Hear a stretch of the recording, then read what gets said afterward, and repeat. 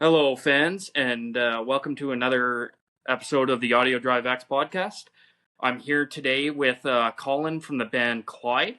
Uh, Colin, you want to tell us a little bit about yourself or, your band and everything?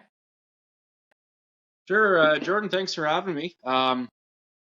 So we sort of formed in about 2008, 2009.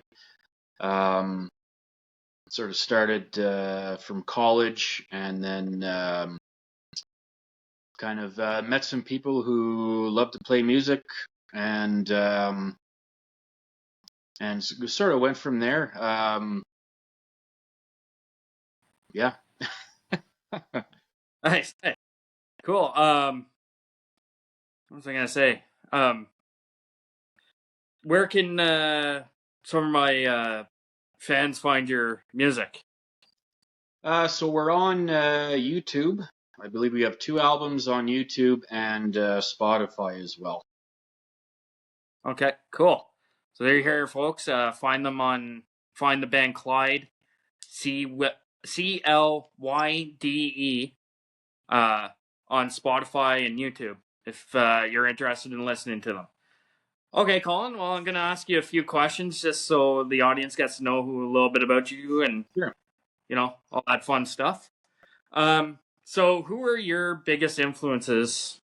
Growing up and all that through the music industry. Um, well, it probably started with my uncle, Ed Bim, who made a musical career in Ottawa, um, and was always playing piano when I was a kid and all through my childhood. And then I later found out, yeah, he used to do everything from writing jingles for commercials to doing session work with a lot of Canadian musicians, and has had several bands over the years, again in the Ottawa area, and did quite well. And I always loved the way he played. And so when my parents put me in piano lessons in my youth there, I sort of looked up to him and tried to emulate what he could do. Um, and then my fellow bandmate Dylan Taylor, um, who I met in college, was a big influence on me too. When he kind of showed me what he used to do with writing songs and playing guitar, and back then I couldn't play guitar at the time. So when I met him and saw his work, I know I could say he's the reason why I can play guitar in the first place now. Nice. Was because of the what he could do. He had a little sort of internet recording program and one of those long stick microphones from back in the day when computers used to have the webcam, and then you'd have the stick microphone, and he'd just record. And just brilliant songwriting. And so that's really what got me started on the music. I mean, in terms of what I listened to, it was always the radio hits of the 90s, CDs coming out, and that was, I mean, I could go on and on about all the different bands I listened to, but yeah, Sure. probably the more unknown people is what influenced me to get started in music and to keep going with it. That's cool. Like to actually find like people that are close to you that kind of influenced you. Oh It's kind yeah, of good inspiration. You know. yeah. Yeah, that's cool. Yeah, yeah. That's what I've like. I've known you for 20 years, and I we've always had like kind of a similar feeling towards like the 90s music era and stuff like that. So it's Oh yeah, you know yeah. If you like want to pick up the guitar and jam to something, we can just name a '90s song. Okay, let's that. do it. Yeah. Awesome. Cool. Thanks, Colin. What would be your dream venue to play at? Boy, for my area, I would say the River Stage at Blues Fest, because I've known other musicians in this neck of the woods, even people I went to school with who have played that stage, and yeah, I think that we've played different areas, Toronto and Peterborough area, um, for fun. But I think that my dream would be to get up on stage on Blues Fest, and if we draw a crowd, great, and if not, the experience would be great. That'd be awesome. Yeah, it's cool to have like a local spot to play at, and Absolutely. I always like I always like the setup they have at Blues Fest.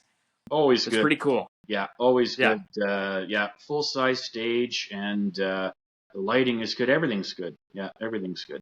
yeah, yeah. They always draw a good crowd. Yes. Like it always seems like the bands are supported, like the smaller ones even, like you know. So it's a good spot to be for Yes. sure. Yeah, awesome, cool.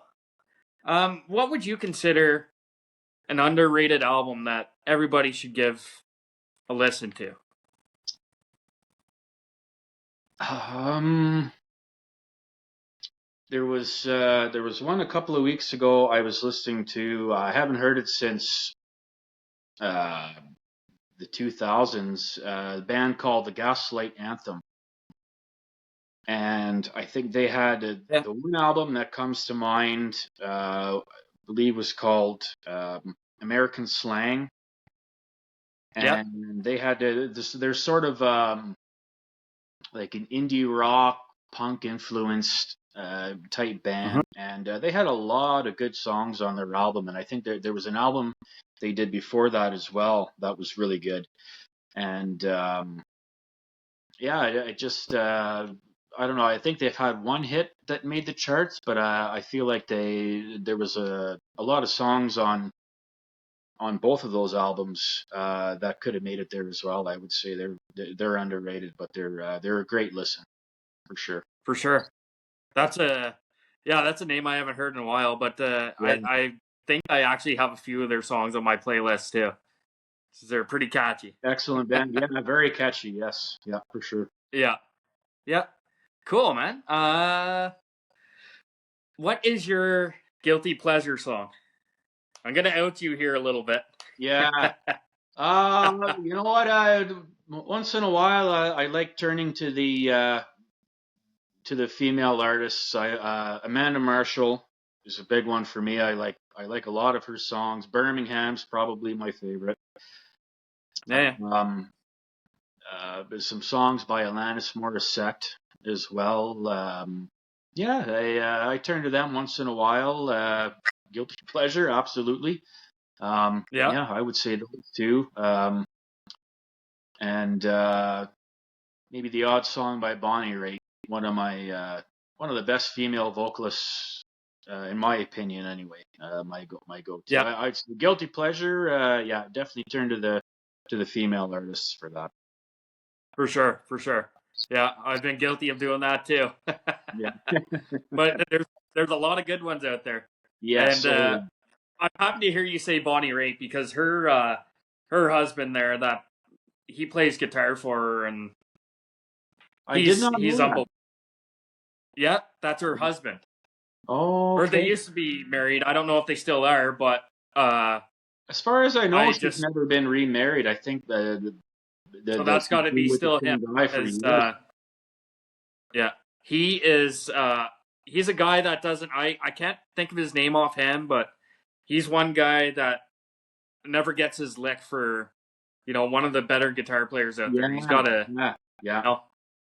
And like that Bonnie, bluesy Bonnie, feel. Bonnie can play too. She's quite the player. Oh yeah, Yeah, the blues yeah, influence, rock guitar for sure. yeah. Awesome, cool, Colin. Very good answers. What would you consider the most influential event in music? Probably, probably Woodstock. The fact that you could get thousands of people together and have everything work out, and all the famous people that played there. My bandmates and I actually went there. I think in between the first and the second album, to kind of for a trip to get some inspiration and tour a little bit, and it was great. And that sort of got the ball rolling. Like, oh, here we are at this magical place, and that would be, I would think, the biggest musical event.